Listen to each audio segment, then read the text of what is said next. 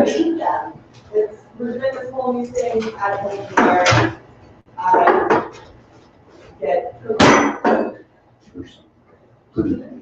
pretty yeah, so these are my dad's ideas. big organizations like World Bank and Yeah, really. yeah. And Wait, what did you say about the top of that? Just open it up and I'll say how. Okay. Hi. Hello.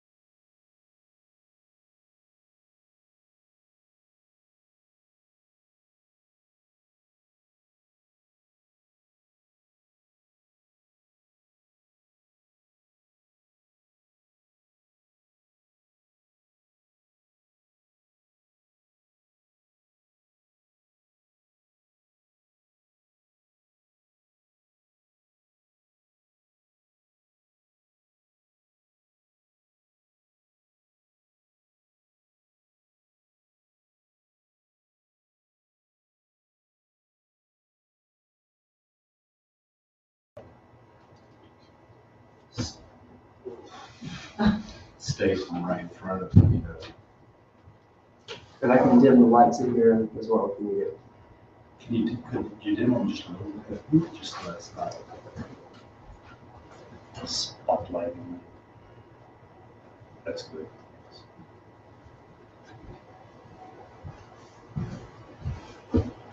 So you ready to roll? I'm ready. All right. If all these fine looking people are ready too. I think they're beyond ready. Well, welcome everyone. Thanks for coming today. If you don't know, I'm Charlie Welch. I'm the conservation coordinator here at the Duke Lemurs Center. And today I'm going to talk about our conservation work in Madagascar. So I'm not going to spend a lot of time, go into a lot of detail about Madagascar as an island and how it got there, so we'll have more time to talk about the project, but just suffice it to say that over the millions of years, Madagascar drifted away from the African continent, and the important part of that is that it's been completely isolated for a very, very long time. Completely isolated really for 80 million years. And in terms of flora and fauna, that's really, really important. And that's what gives you these really high levels of endemic species, plants and animals that you find in Madagascar and nowhere else in the world. So not only do you get endemic animals and plants to the island as a whole, but because there are different climate zones or biomes around the island, everywhere, everything from rainforest to spiny desert, you get plants and animals that are specific to those regions, that are actually endemic to those particular regions. And so it goes from everything from wet that's not a very bright pointer, wet rainforest, as you see here in the east, from the prevailing winds all going west or from east to west across the island. There's a mountain escarpment that runs roughly north to south, so you get a rain shadow effect on the eastern side of those mountains, and that's where you find the rainforest. But then you find in the south, this pink denotes spiny desert, which is completely different, and I'll show you some slides in a minute. The yellow is deciduous forest, the green is mixed savanna, prairie, and different kinds of habitat. To give you a vision of what these different biomes are like, the rainforest is pretty much what you think of when you envision jungle. Places, there are parts of the East Coast that get 3 meters of rain a year. That's more than 9 feet of rain a year. The central area is a real mix, as I said, of prairie and savanna.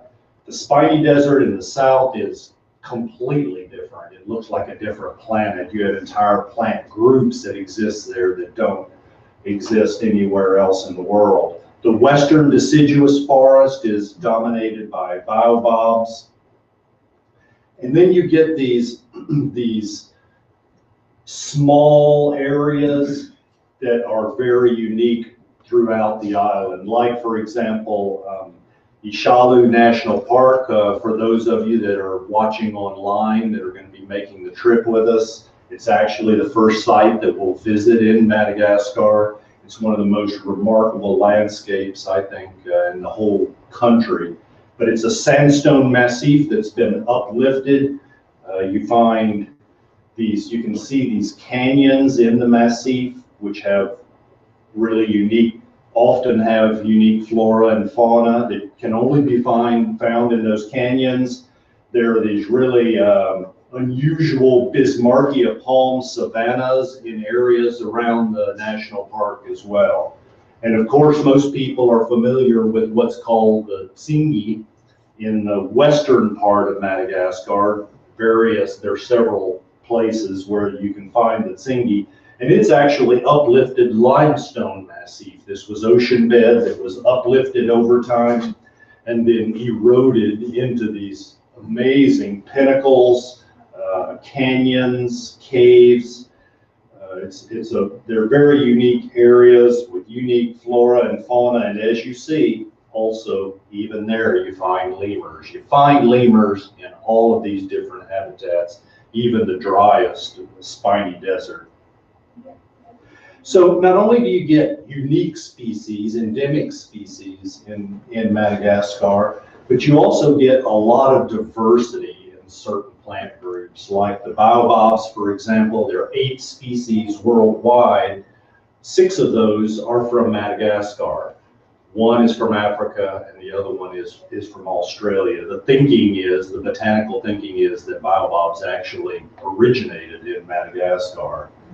For the palms, there's certainly even species of palms that are being discovered in recent history, continue to be discovered. But the island of Madagascar actually has 3 times the number of palm species as the entire continent of Africa. 2/3 of the world's chameleon species from Madagascar, down to these little brachysia, which are really cool, small leaf litter chameleons. That's a full adult right there. And there are species that are even smaller than that. And of course, lemurs. And lemurs are a unique story, and I could give one talk just on lemurs and the origins of lemurs. But to try to cover it just a little bit in brief, you remember I said that Madagascar is completely isolated for 80 million years. Well, the ancestral lemurs didn't even exist until 60 million years ago, and they existed in Africa.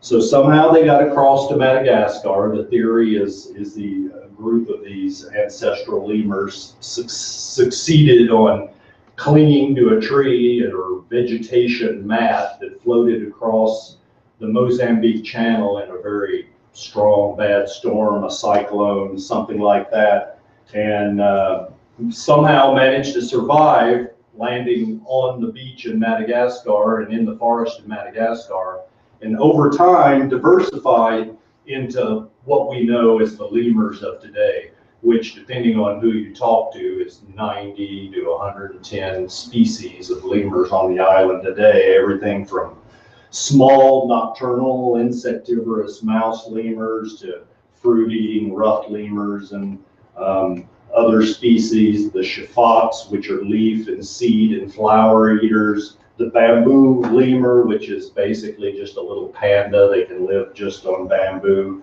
the terrestrial ringtails. They just evolved into all these different niches. So I'm sure you're familiar with the term the biodiversity hotspots around the world, and there are many, but as you might imagine, Madagascar is one of the most important biological hotspots in the world, and especially if you include the other Indian Ocean islands like Réunion and Mauritius and Rodrigue and the Seychelles and the Comores. You see the high number of endemic plant even families and vertebrate families as well. So several things make up a hotspot, a biodiversity hotspot. And one, of course, is having high numbers of endemic, unique species, but the other thing is threat to those species, and threat to those species is almost always human in origin. So these maps show you over time how the eastern forest, the eastern wet forest of Madagascar is really not so slowly disappeared. Man arrived in Madagascar, it was thought 2,000 years ago. It's looking now like it's a little bit longer ago than that, say 3,000 years ago, perhaps, when man first arrived in Madagascar. But it really hasn't taken much time for the forest to begin disappearing. And of course, as the population grows, there are 22 million people in Madagascar now, the forest is disappearing at a much faster rate until you see what's projected for 2029. Why is that happening? The biggie is subsistence agriculture, slash and burn agriculture. The Malagasy word for that is tavi, and it's well, I'll show you some pictures and go more into depth when I show you the pictures, but that's by far the most important reason. Logging for fuel wood and charcoal, probably around 85% of those 22 million people in Madagascar are still cooking on wood and charcoal. So you can imagine what the forests around the capital city, a city of 3 million people, what those forests look like if they're taking wood and either burning that wood directly or making charcoal out of the wood. Selective logging is one that you hear about, the illegal cutting and export of rosewood and ebony. It, of course, has a far lesser impact, but it is an important impact. And commercial mining is important as well, but that's also very localized in certain areas. Slash and burn agriculture is pretty much is what you think it is. You know, in the dry season, people are cutting the vegetation, whether it's primary forest, whether it's secondary forest. So in October and November, and letting that vegetation dry, torching it, getting a quick blast of nitrogen out of the ashes, good crop 1 year, and that's about it. Maybe a second crop. And usually hill rice, it rains enough in the east that you can grow rice on hills and not in paddies. So at low population densities, that's a technique that works fine, but once you get enough people, the whole system just collapses. And the way it usually happens is people start clearing in the lower areas, and this is all obviously cultivated land, degraded land. The areas near the rivers are more accessible, the soil is richer, and all, but it always works its way up the hillsides until there's no primary forest left at all. And then you end up with areas like this, which are of no use to man, animal, plant, anything, and will almost certainly take thousands of years to truly recover to a natural forest cover. So it's pretty dramatic, and it's a pretty serious situation. So that's the TAVI, the subsistence agriculture. I mentioned rosewood exploitation, and that's actually a particular problem in the area we're working in the Northeast.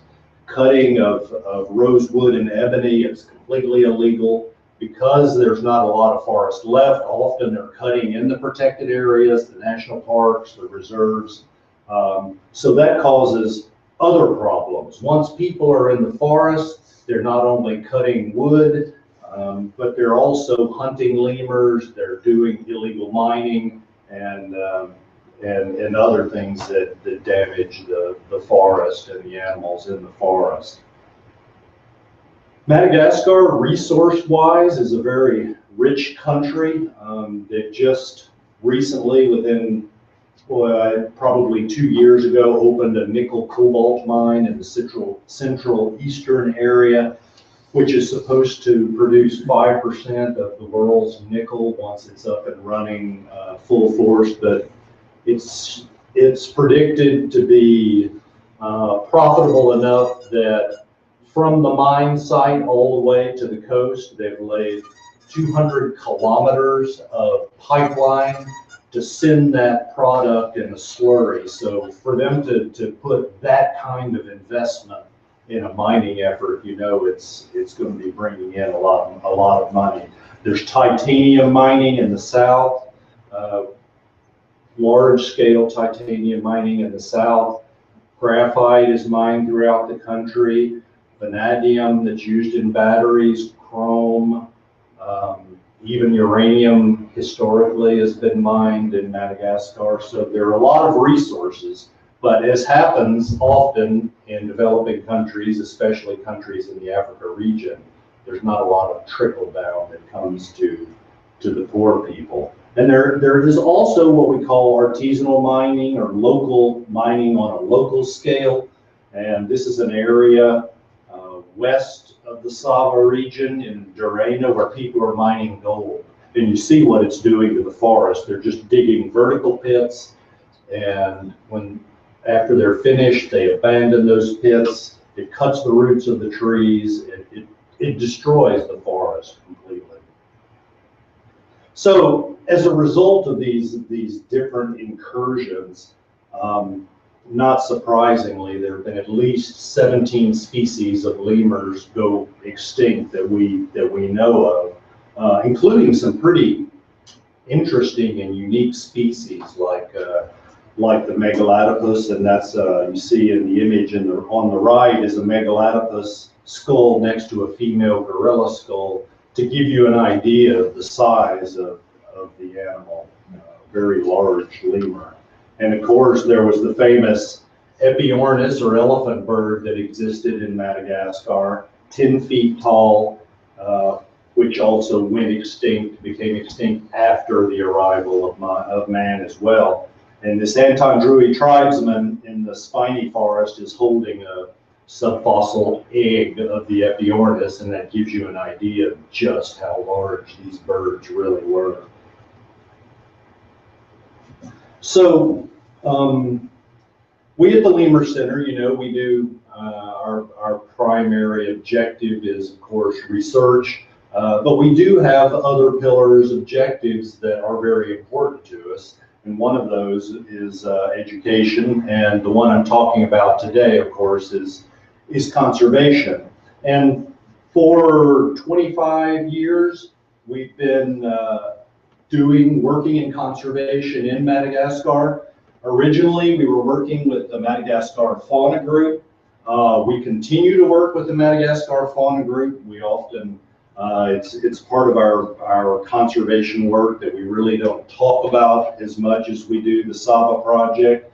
But the sites are at Park Iveluine, which is a conservation center, and Betampuna Nature Reserve. But the MFG is a consortium, so it's a group of about 25 zoos and one botanical garden, Missouri Botanical Garden, a very important member, who have come together, who are interested in conservation in Madagascar. They pay a yearly dues, and the MFG has staff in Madagascar that manage the projects at both Iveluine and Betampuna. And Betampuna is actually a reserve, a strict nature reserve, natural forest, and is the site of the black and white rough lemur reintroduction project, if you remember that. But the advantage of the MFG, or one of the advantages, is that even zoos, small zoos that don't have a large conservation budget, they can't run their own conservation project in Madagascar, they can join the MFG and they can contribute at any level, and they're still contributing to conservation and being a part of that. It's been a very, very successful organization.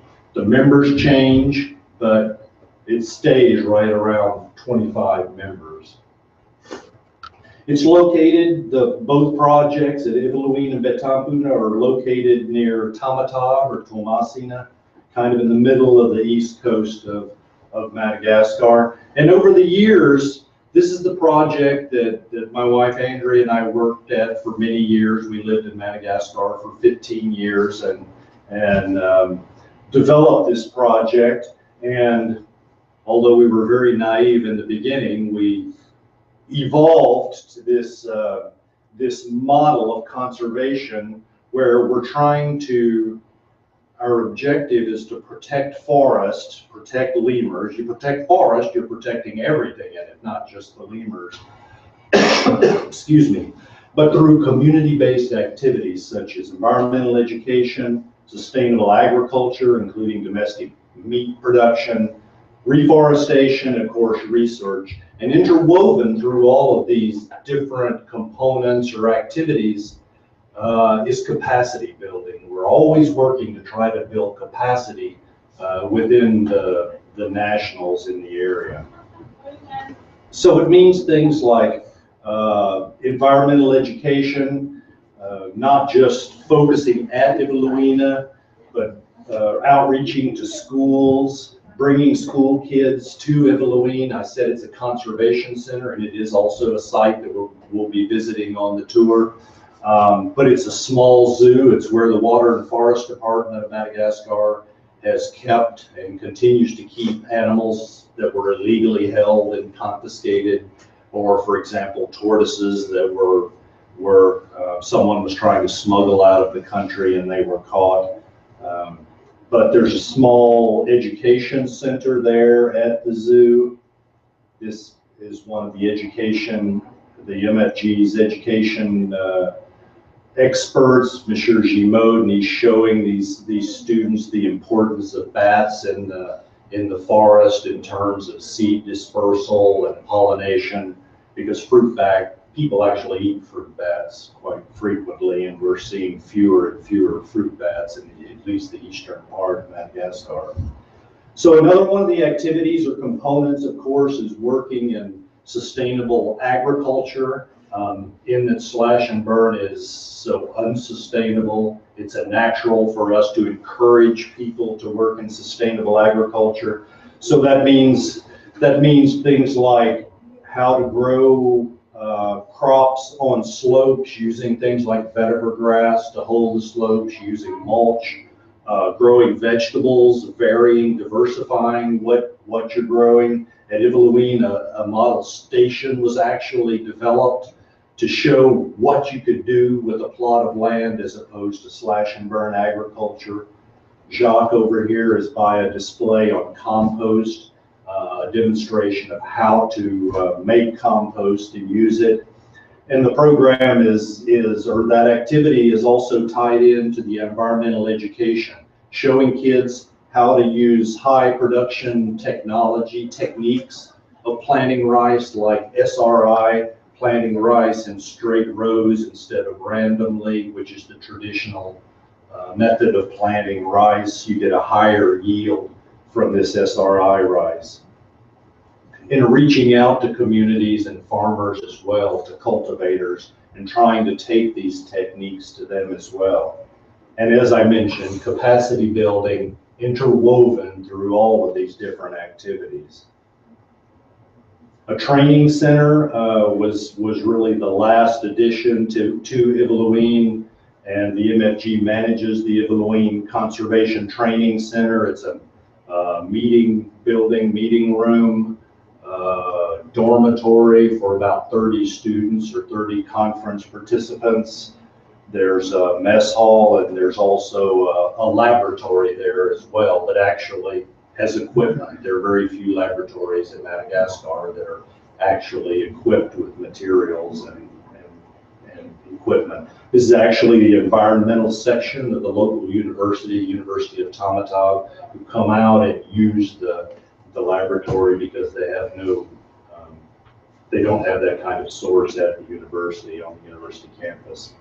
So that's MFG. Those are the projects that we've been involved with for 25 years. We continue to support. There's an annual meeting of the steering committee. We participate in that. We're very much a part of that.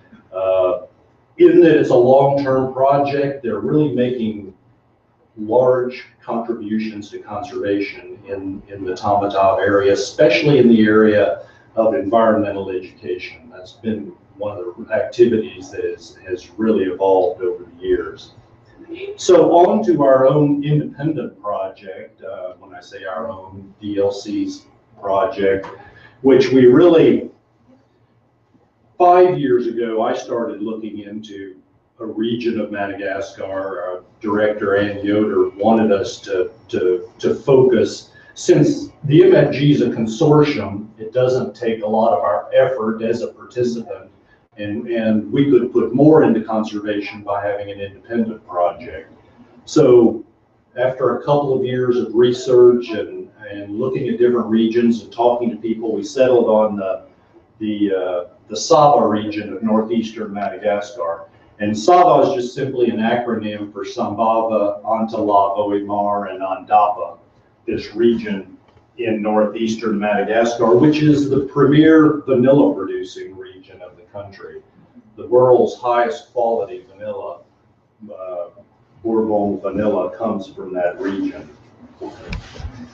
Yeah, I should back up. But another reason that we chose this particular region is it has two very, very important protected areas as well. Marajeji National Park and Anjanahari Bay Sud Special Reserve. And the SAVA region, of course, goes from sea level up to mountain peaks that are about 6,000 feet or 2,000 meters in height.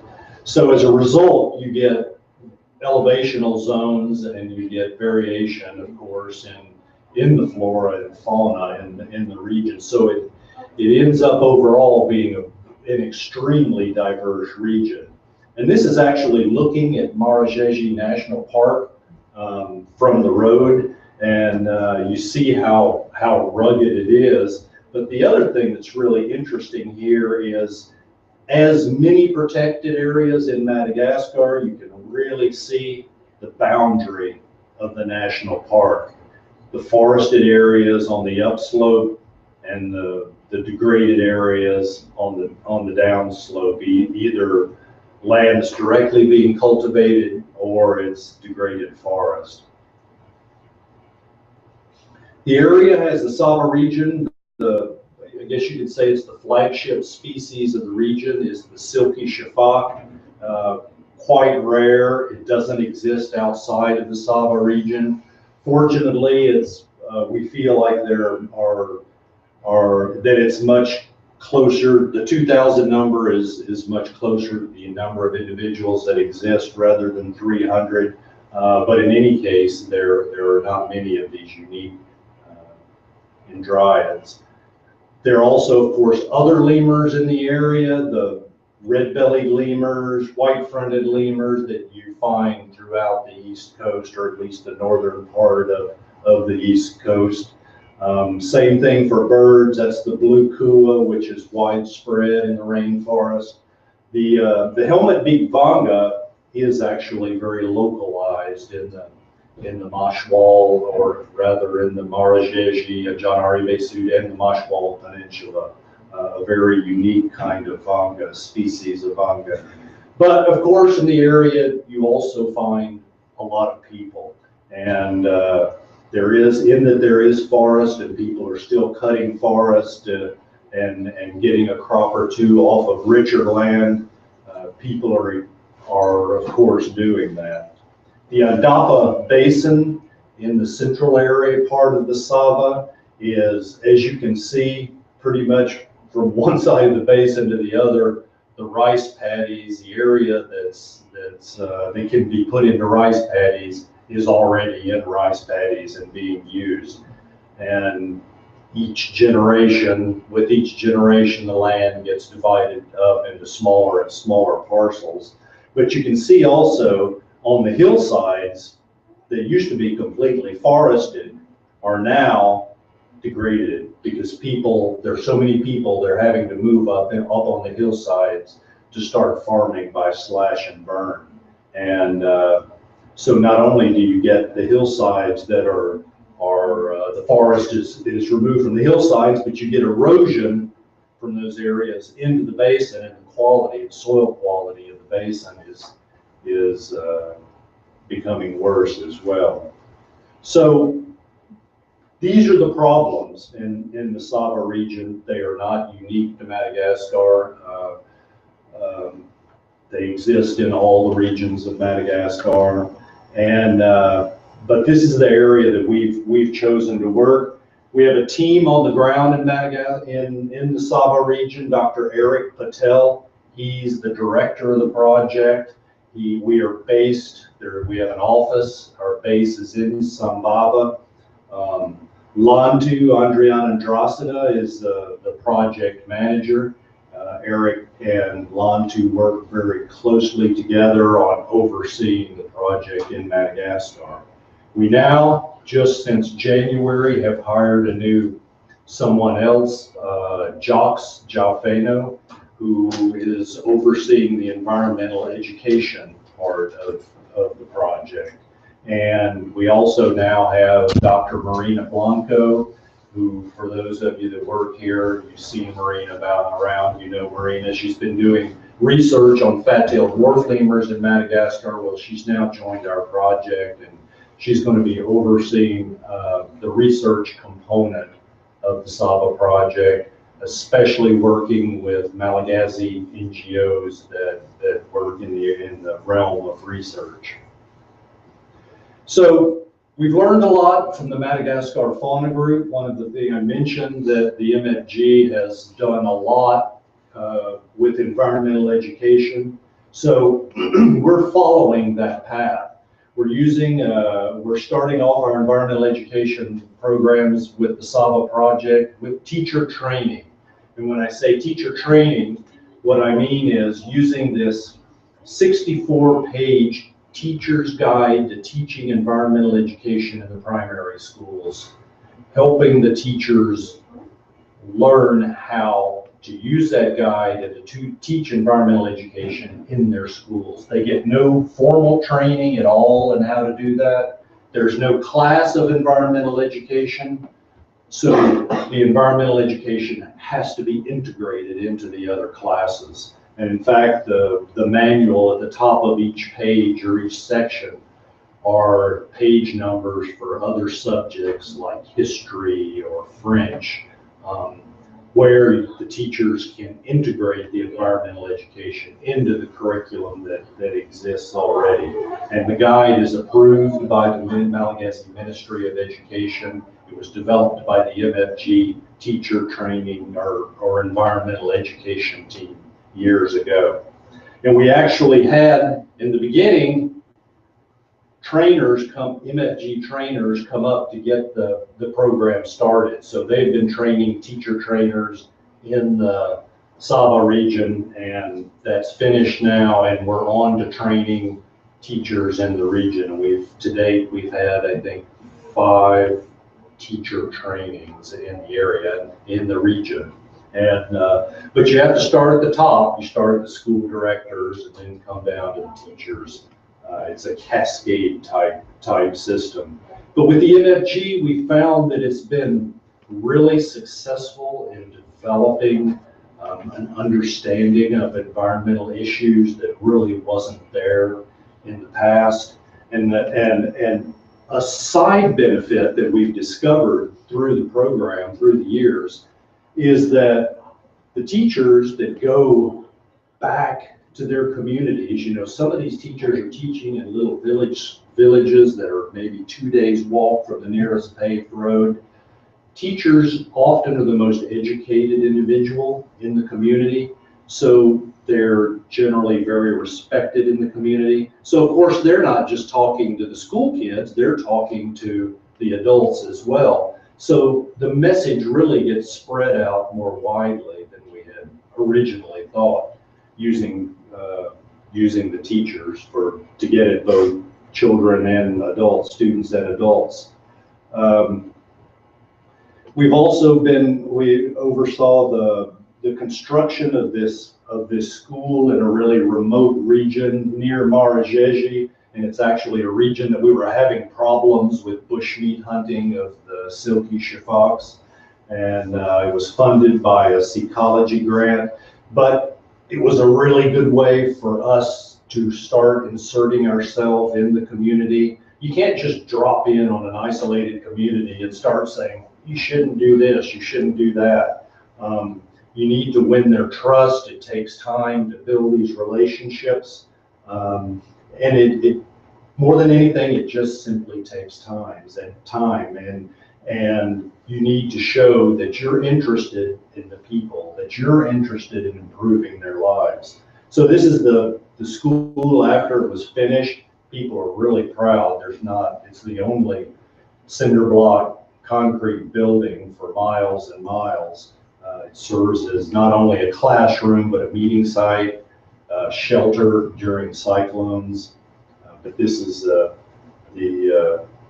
ceremony, the inauguration ceremony, which is always a big deal, including the sacrificing a bull, a young bull. So another aspect of our environmental education is taking kids into the forest. Madagascar National Park, primary rainforest, great place to take the kids. It's a trek. It's a minimum of a 3-night trip for the kids into the forest camping, but they love it. And it's an experience that really has a high impact on these kids. You know, we always send very good guides that know the forest, that are good with children. We're a bit limited in the number of students that we can do this with because they're staying at campsites, which are also campsites for tourists, and space is very limited, but the impact is high. And through the years, we've collaborated, and you notice there's some foreigners there, have collaborated a good bit with the Peace Corps. They often, Peace Corps volunteer will bring us volunteers and go into the forest with the students. We developed an education poster trying to get the message to people that you know, if you want plants, well, animals around into the future, we're going to have to be careful and stop eating bushmeat, stop eating animals, because it's a choice. And even in the cities or in the towns in this area, they're not really cities, some people choose to eat bushmeat instead of chickens, beef, pork. So it's mostly, in most cases, it's actually a choice. It's not that people are starving and that's all they're eating, although that does occur as well. Why would they choose it? I mean, they like the taste of it better than, really? Yeah, in some cases. Yeah.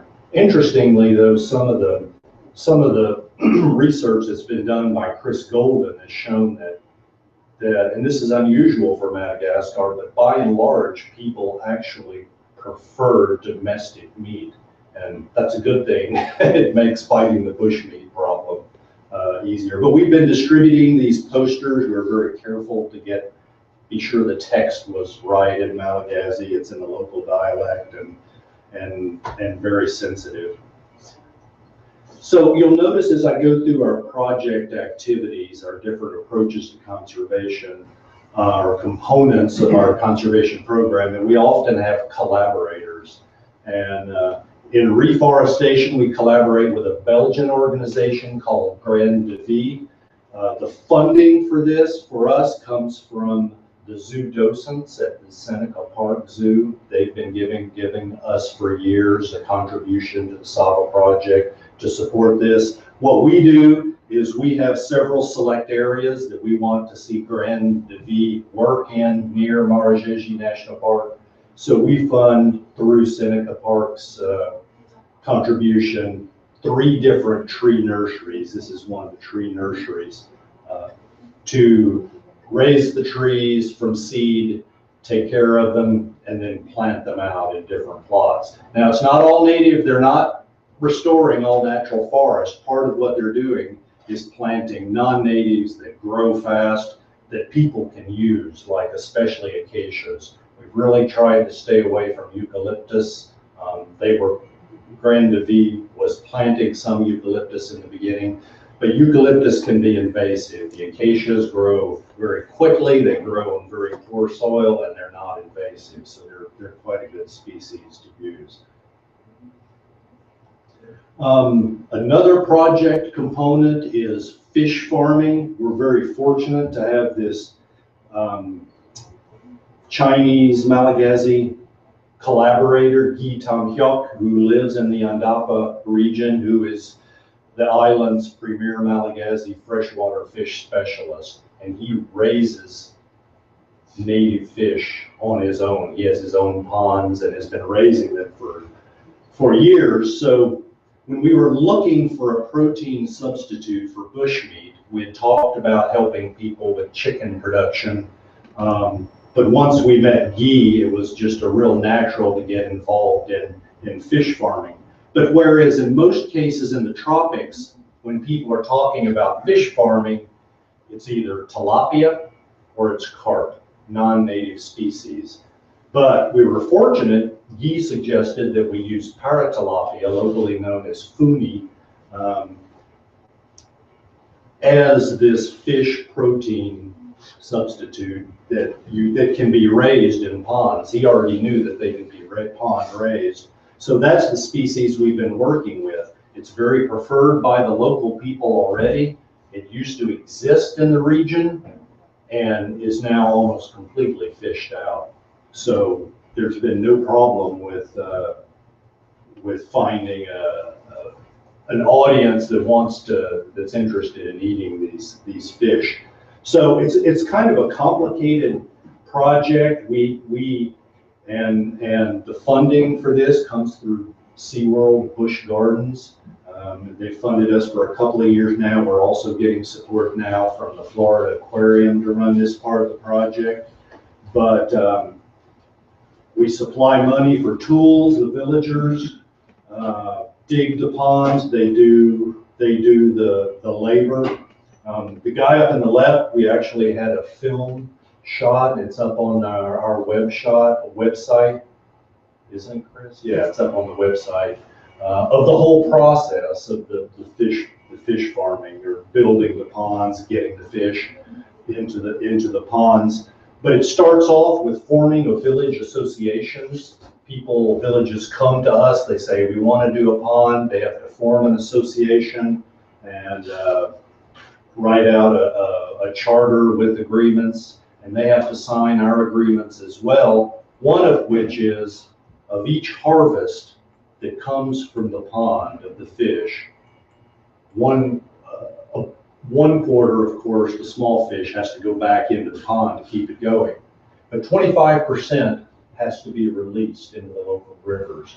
So with each harvest, that percentage is going back into the rivers. Well, okay, that's great, but what are we going to do to keep them from getting fished out immediately? So we also have worked with authorities, and a DINA, which is a village regulation, has been written up, and people agree to that. And part of that is respecting the fishing seasons, which has been part of the problem, why the fish are fished out.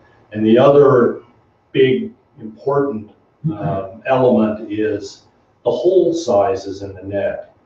People are fishing with nets with tiny holes so that they catch everything and they're keeping everything, whereas they should be fishing with nets with holes at least about an inch by an inch square, where the smaller fish can get through.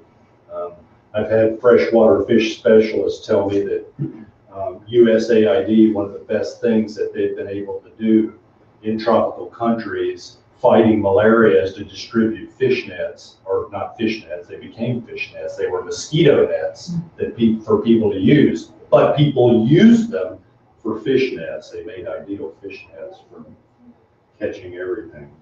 But it's been very successful. We have 6 ponds that have been built, and the demonstration pond was the pond you saw in the image. We've had 2 harvests from that pond and some other harvests out of the other ponds. And different villages are lining up to install ponds. Talked about sustainable agriculture. We've been working with CARE International to introduce people to yam cultivation, and it's more sustainable in that you can continue to grow yam on the same plot. You're not just cutting, burning, and moving on. They're more resistant to cyclones. You don't get the damage that cyclones do to rice. But these yams are, so we have a crew that do the training and how to grow them. People grow yams already, so they generally know. But this gives them an opportunity to learn more about all the tricks of the trade. And also it's a time that the plant propagules are distributed so that people can plant them. But when I say yams, these aren't our little sweet potatoes. These are 20-kilo monsters, and they're very easy to store. The story is that rats don't like them, so they won't eat them in storage.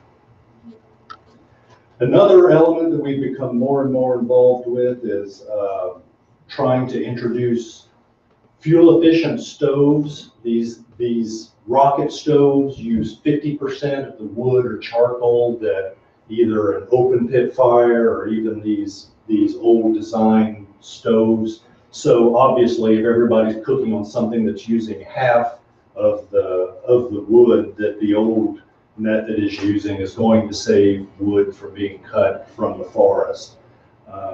Audays is a Swiss NGO that has started producing these good quality stoves, and we're trying to get those stoves distributed in the region in a way that people can afford them. And I'll talk about that a little more in a minute. Another element or a component that we've been involved with is family planning. We wanted to find a way that we could help break the population growth a little bit, and talking to villagers, we knew on the part of women that there was a desire to not have so many children. They just didn't have the means not to.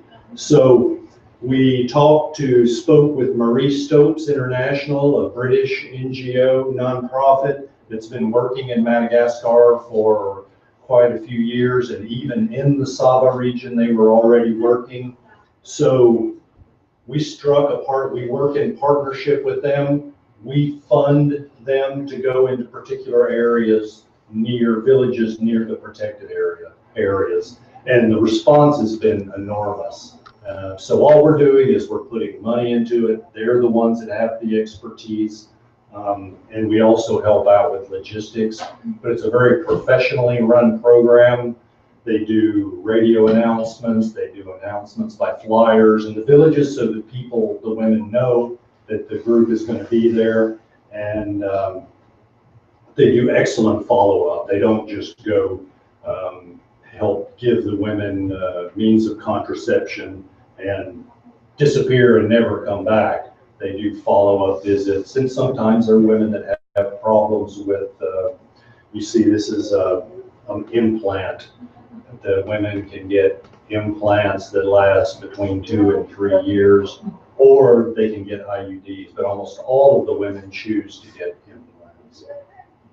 And it's been a really successful component. It's going to be interesting to follow through the years to see what sort of impact this actually has. And it follows what's called a PHE approach to conservation, which is becoming more and more popular now, which is population health and environment. Helping out, getting more involved with village health, the One Health way of looking at things. We also collaborate directly with Madagascar National Parks Department. It's a good short-term way we can get quick results if we help them protect the protected areas. They're short on means, so several things that we're supporting are the purchase of good quality raincoats for what they call the village guards, and these are guards that villagers that live around the protected areas. They're not official conservation agents of MNP, but they're paid a little bit. They don't usually have any kind of equipment.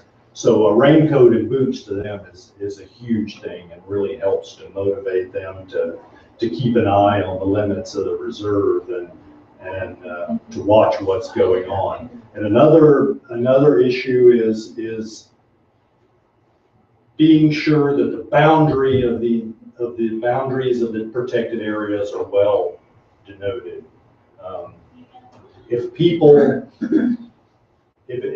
the boundary of a national park, for example, is not very clear, you'll find that people are cultivating a little more each year into the protected areas.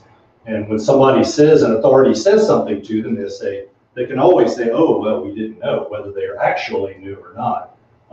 But when you have clear signage and markers along the boundaries, it really helps towards protection of the parks, the national parks and reserves. And of course, we're involved in research and will be much more so now that Marina's going to be working with us on the ground. There's a lot to be learned in the SAVA region. There's a possibility that the larger bamboo lemurs exist in the area, which would be quite a distance from the known populations of the larger bamboo lemurs. And we're rather unique in that we are part of a university. Most organizations that are working in conservation don't have the benefit of being associated with the university. For us, it allows to draw on both students and faculty to help with various aspects of the project. The Nicholas School of the Environment, we've had Jennifer there. Jennifer Moore was working in the national park in Marajeji, looking at doing transects, looking at populations of silky shafox and looking at forest change over time. We're very involved with the Duke Engage program for undergraduates, which we just learned that 2 more have been accepted. Just learned yesterday that 2 more have been accepted for this upcoming summer. It's been a great program to work with. Duke Global Health Initiative.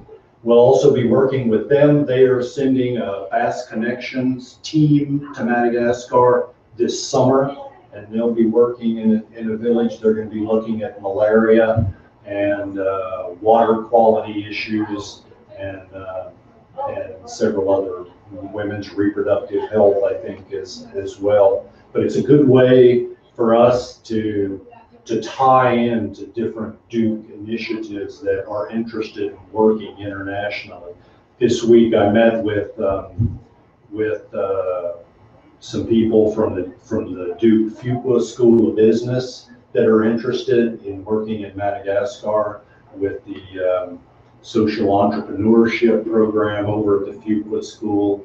They fund students that are interested in working in foreign countries on business problems. So I mentioned that I said I'd come back to the rocket stoves. Well, one of our big problems with the fuel efficient stoves is those stoves are beautiful, they're really good, they're only made in the capital city. They have to make a 2-day trip in a truck on really bad road to get to the SAVA region. So by the time they get there, the price is pretty high. And so far, we've subsidized the sale of the stoves because if they were sold at what they actually cost, no one would be able to afford them. And we can't do that for the long term. We don't want to do that for the long term. We'd very much rather put in place a good business model that works. So the Fuqua students, and it's a master's program, a graduate program, will be coming to work on building a business model for these fuel efficient stoves. And they're also, I've been talking to the Duke Global Health Initiative people. They're interested in looking at air quality inside the kitchens. People cook in kitchens that are completely non-ventilated. You've got smoke everywhere, so you get high incidence of respiratory diseases with especially both women and children, because they're in these kitchens so many hours every day. If you have a fuel efficient stove that's not producing the pollutants, it can really make a difference in people's lives.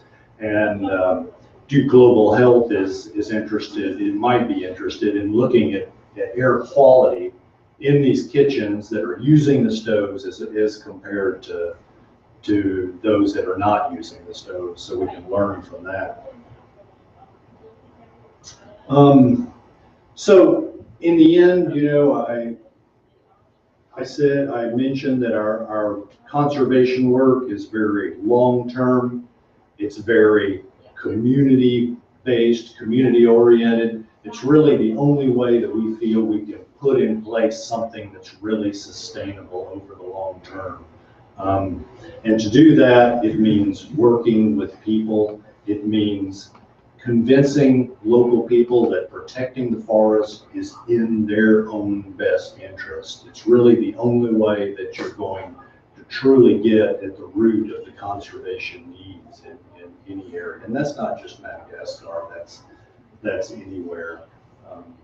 So we plan on being in the SAVA region for a long time. I don't think we're going to expand into a lot of different components yet. Already Eric and Lantu are almost have more than they can deal with, and they stay quite busy. But we look forward to the future, and especially in the area of research now that program is ramping up. And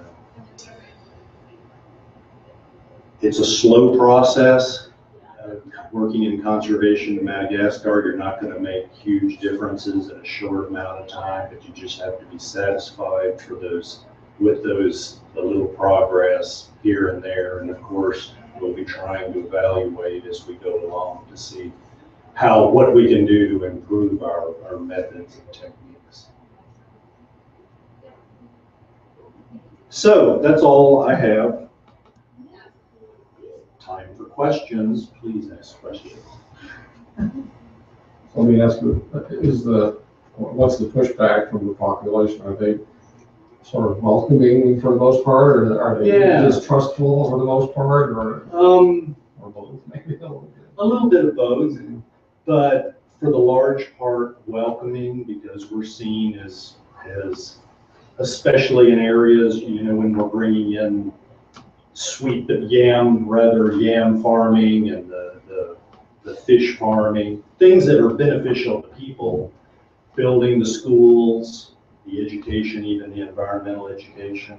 So that really helps on that end of things to get people accepting us instead of just, like I said, coming in. And presumably it's some sort of generational issue as well. I would think as you're training or teaching younger kids all about these things at an earlier age, they will be much more accepting, I would think, than somebody who's, my generation. Oh, yeah, absolutely. Absolutely, and that's why we work with the kids. And we actually even ran into some problems working at Ivalaween with the MFG.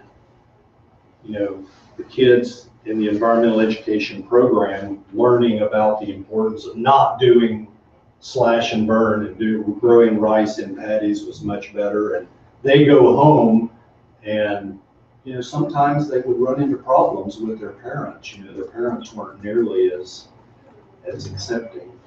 And in terms of agriculture, our experience in the past has told us, because we've tried introducing different, more sustainable techniques in agriculture, you target those cultivators who people respect already and who already are successful cultivators. Because if the first people that you get to try a new technique, it doesn't work, you're lost. You can't go back. So you really want to be sure that those early techniques succeed. And it's been tough. One of the things over the years that we've tried to do is to switch people from the traditional random rice planting to this SRI technique, and it's more than just planting in lines. You have to monitor the water levels much more closely. You have to weed, and it's more work. And switching people over to a technique that is more work is not always culturally acceptable. And it's not that people are lazy; it's that it's culturally different, and that's it's been hard. It's a slow process, and as you said, it's really more generational. That's why we focus the environmental education on primary school kids. Their minds are much more open to new ideas. Chris. One of our online viewers asked, what sort of protection do researchers take when working in Madagascar, such as immunizations, mosquito netting, footwear for rainy season, etc.? Well, researchers that are really working in the forest, well, let me back up. Anybody that goes to Madagascar should be taking malaria preventatives because there is a lot of malaria there, and just the standard tropical country. Some people get hepatitis vaccines. Typhoid's a good one to have. We've had people get typhoid before, but malaria is really by far the most important one. Footwear, you're in wet forest, if you have boots that protect your feet. You remember I mentioned the Nicholas School student Jennifer that was working in Madagascar. She had a really rude introduction into wet forest work, and her boots got wet and came apart in no time. Sometimes there's not much you can do about it, but good quality water resistant boots, poncho, reindeer, especially in the rainy season, which is most of the year.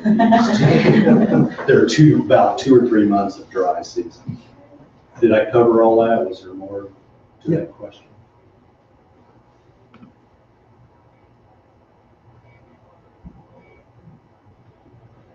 Yes. Do you want help from the government in promoting work? Yeah, we feel that it's very important to collaborate with Madagascar National Parks.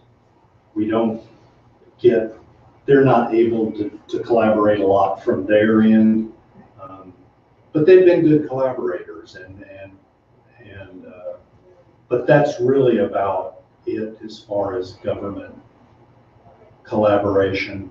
Now, when for example, the Duke Global Health Initiative, when that team comes in, they're collaborating with the health people and government health people. For environmental education, we do work very closely with the school districts, and that's important. We don't want to be seen as just going out on our own tangent. And they've been great. They're always very excited about the teacher training programs, but that's also government. But the government, they don't set roadblocks up for us, which is more than I can say for some other countries, probably like Indonesia. Yeah, that's a lot of government red tape. Certainly red tape, but Do you have like permits that you have to get to work in these areas, or? we have, with Madagascar National Parks, we have a convention, an agreement at the local level. We don't really at the national level. If anybody does research from anywhere inside of protected areas, they have to get authorization. If anybody comes to do filming, they have to get permits and pay fees. You mentioned about the stoves and the cost to make them and the cost, how far does a dollar go? We're selling the stoves. They sold them for 10,000 RERE this last time around, and I think they could have sold them for more. That's roughly a little less than $5. And of course, there are a certain set of poor people that are not going to be able to afford them at that price.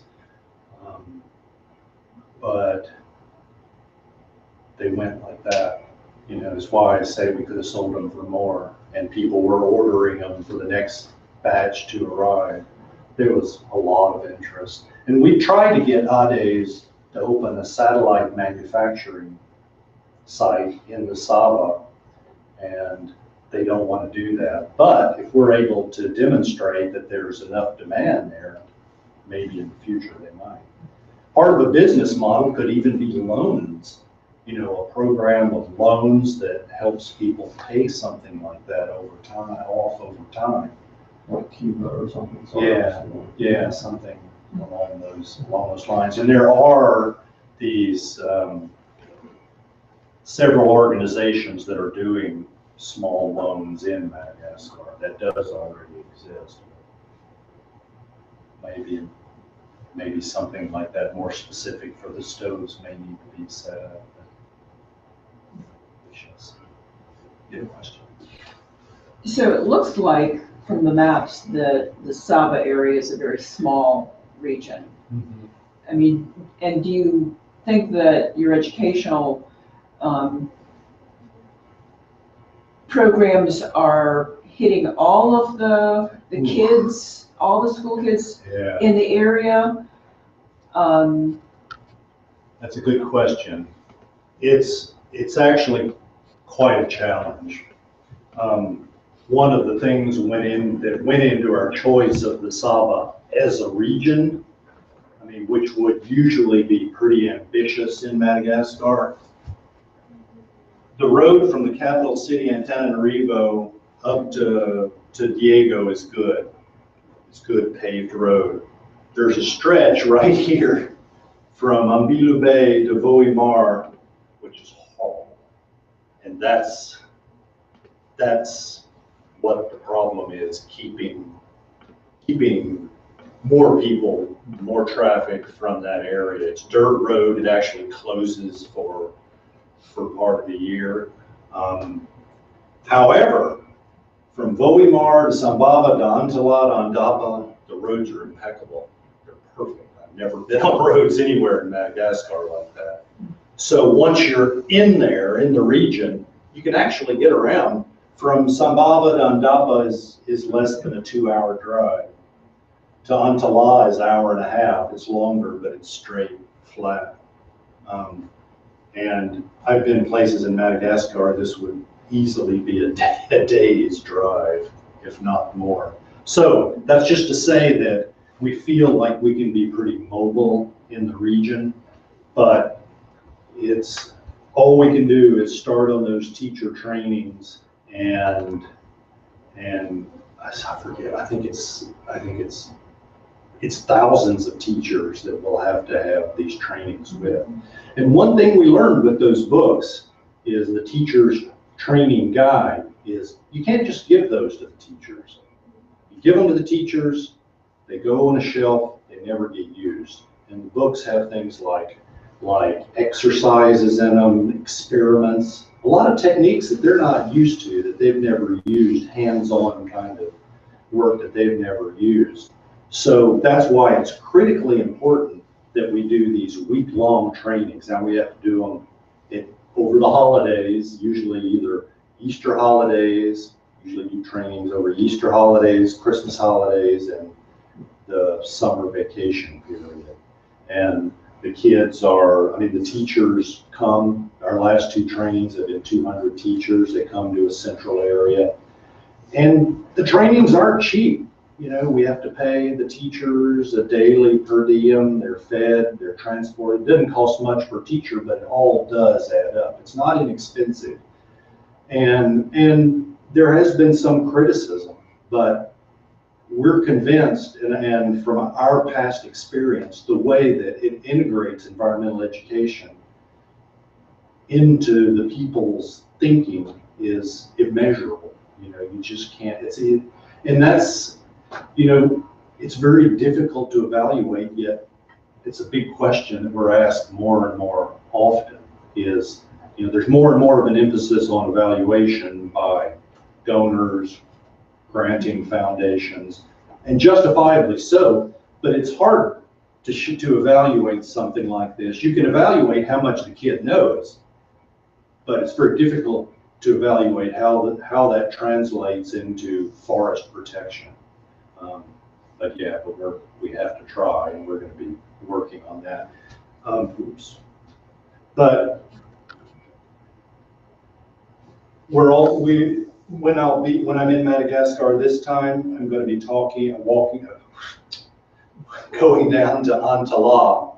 There's a woman that has a private botanical garden down there called Macoline, and we've been working with her. It's right on the edge of town. It has a lot of potential in terms of environmental education. We've sent a couple of their guides to a week-long training in environmental education down at the MFG project at Ivaloin.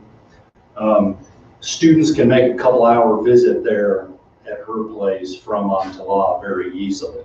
You know, it's not like a 3-night stay in Marajeji, so she can put a lot of students through there. Near Andapa, we're working with a private individual there that has a reserve, and that's actually part of what the Duke Engage students are going to be over doing over there this time is working in environmental education to develop that reserve as a visit site with, good guides that can explain important aspects of the forest. It's not primary forest, but it's still forest. It's important to find these areas that are really accessible. The one area we really haven't moved into at all is the Voie-Mar area. We hope to get up there someday, but it's a lot to cover. We can only do so much.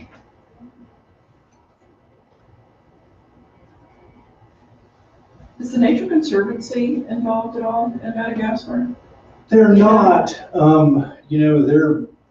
Their big thing is actually purchasing land. Right. And land purchase in Madagascar is a very complicated, convoluted issue.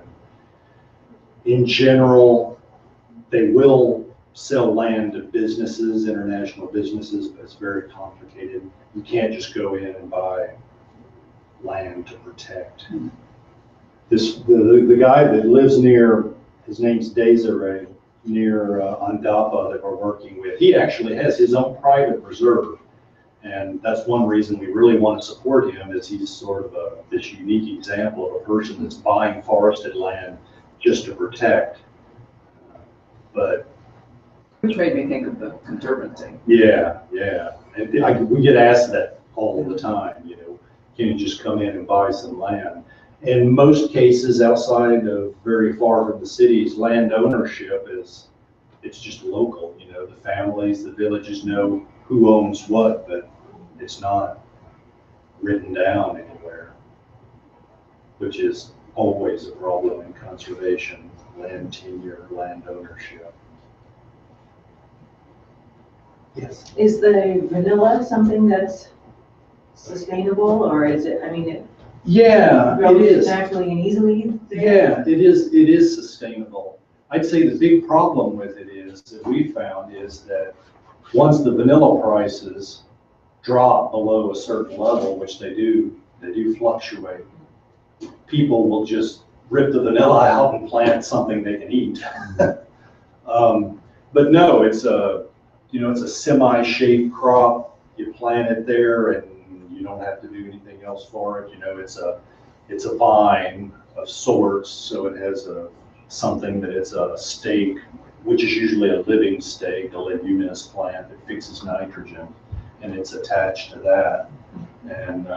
And there's several vanilla companies that are interested in making it very sustainable and maintaining that. We actually, in environmental education, we work with Simrise Vanilla Company, and they have a very big presence in the region, and they, in collaboration with GIZ, which is a German government organization, they fund some of our teacher trainings. We work closely with them. But I should have mentioned too, I've kind of talked in bits and pieces about our funding, but the project is funded entirely from grants and donations. So we're running our conservation work independent of the main Duke Lemur Center budget. And that's actually a big part of what I do is look for grant money and donations to keep the project going.